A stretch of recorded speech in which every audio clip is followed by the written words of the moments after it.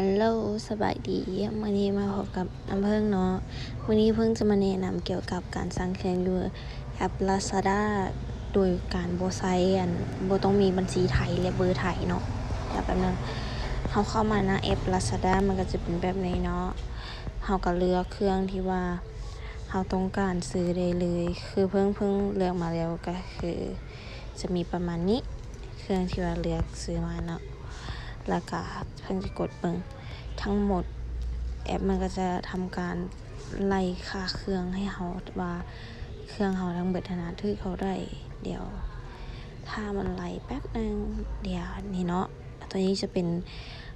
ยอดรวมที่ว่าเฮาต้องชำระเงินก็คือประมาณนี้แล้วเฮาจะมากดอยู่บนชำระเงินกดเข้าไป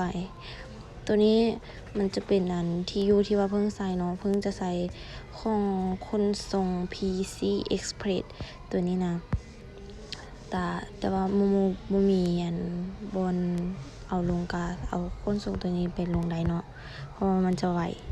แต่วันนี้เพิ่งจะชำระเงินก็คือกดไปที่สั่งซื้อกดไปที่สั่งซื้อก็คืออยู่ในที่นี้เพิ่งจะใส่บัตร Mastercard เป็นตัวจ่ายตัวนี้เพิ่งจะใส่บัตรเพิ่งไว้แล้วโอเคง่ายๆก็คือกดชำระเงินไปเลยรอแป๊บนึงก็ได้บ่มีหยังยาก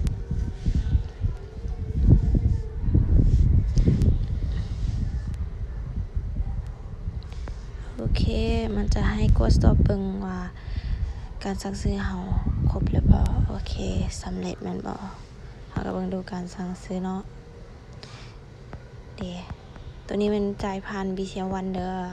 เห็นบ่โอเคจบแล้ว